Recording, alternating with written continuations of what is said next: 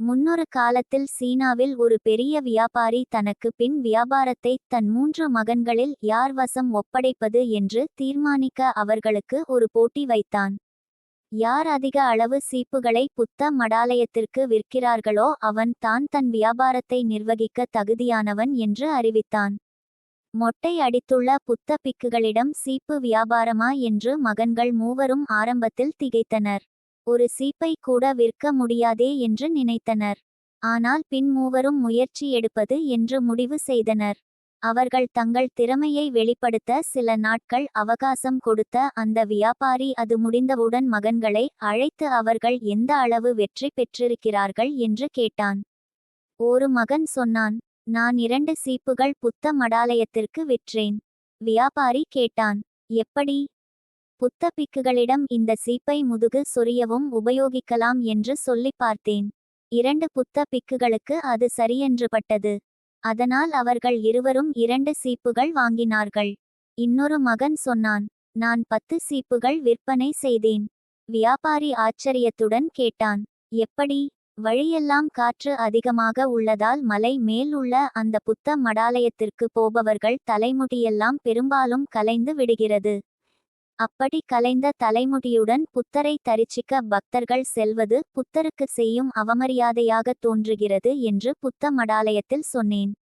ஒரு பெரிய கண்ணாடியும் சில சீப்புகளும் வைத்தால் அவர்கள் தங்கள் தலைமுடியை சரி செய்து கொண்டு புத்தரை தரிசிக்க செல்வது நன்றாக இருக்கும் என்ற ஆலோசனையும் சொன்னேன். ஒத்துக்கொண்டு 10 சீப்புகள் வாங்கினார்கள். வியாபாரி அந்த மகனை பாராட்டினான். 3ஆம் மகன் சொன்னான், நான் 1000 சீப்புகள் விற்பனை செய்தேன். வியாபாரி ஆச்சரியத்தின் எல்லைக்கே சென்றான். எப்படி?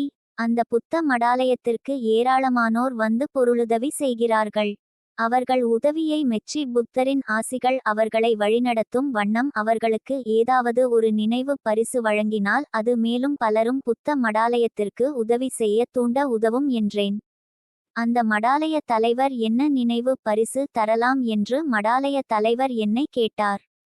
நான் புத்தரின் வாசகங்களை பதித்து வைத்திருந்த சில சீப்புகளை நீட்டினேன். அந்த சீப்புகளை தினமும் உபயோகிக்கும் பக்தர்களுக்கு அந்த உபதேசங்களை தினமும் காணும் வாய்ப்பும் கிடைக்கும். அந்த உபதேசங்கள் அவர்களை தினமும் வழிநடத்துபவையாகவும் இருக்கும் என்று தெரிவித்தேன். அது நல்ல யோசனை என்று நினைத்த மடாலயத் தலைவர் உடனடியாக அப்படி புத்தரின் வாசகங்கள் பதித்த 1000 சீப்புகள் வாங்க ஒப்புக்கொண்டார். அந்த வியாபாரி எந்த மகனிடம் தன் வியாபாரத்தை ஒப்படைத்தார் என்று சொல்ல வேண்டியதில்லை. மொட்டை பிக்குகளிடம் சீப்பு விற்கப் போவது கண்டிப்பாக ஆகாத வேலை என்று நினைப்பது தான் பொதுவாக நாம் காணக்கூடிய மனோபாவம். சில சமயங்களில் நம்மை கொண்டு சேர்க்கும் சூழ்நிலையும் கிட்டத்தட்ட இதே போலத்தான் இருக்கும்.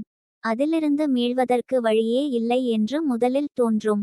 ஆனால் அதை ஒப்புக்கொண்டு முடங்கி நிற்போமானால் நாம் தோல்வியை ஒப்புக்கொண்டு விட்டோம் என்பது பொருள். முயற்சிகளிலும் பல வகை உண்டு என்பதற்கு வியாபாரியின் 3 மகன்கள் முயற்சிகளே உதாரணம். ஒரு மகன் புத்த பிக்குகளிற்கு தலை வார சீப்பு பயன்படாவிட்டால் வேறெதற்காவது பயன்படுமா என்று யோசித்ததன் பலனாக 2 சீப்புகள் அவனால் விற்க முடிந்தது.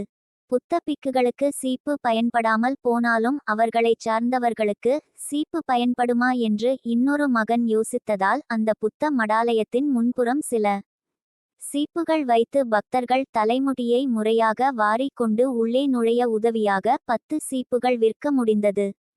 ஆனால் இந்த 2 மகன்களுடைய முயற்சியாலும் தொடர்ந்து அந்த புத்த மடாலயத்திற்கு சீப்பு விற்க வழியில்லை. அவர்களுடைய விற்பனை ஒரு முறையோடு முடிந்து போய்விட்டது.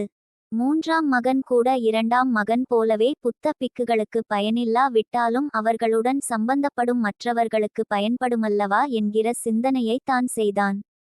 அந்த வெறும் சீப்பை புத்தரின் உபதேசங்களைச் செதுக்கி அதை அவர்கள் விரும்பும் வண்ணம் உயர்த்தி அதை நன்கொடை வழங்கும் பக்தர்களுக்கு புத்தரின் ஆசியாக மாற்றி விற்பனை செய்தான். அவனுடைய வித்தியாசமான சிந்தனை அதற்காக அவன் எடுத்துக்கொண்ட உழைப்பு எல்லாம் மற்றவர்களை மிஞ்சும் வண்ணம் வெற்றி பெற்றது.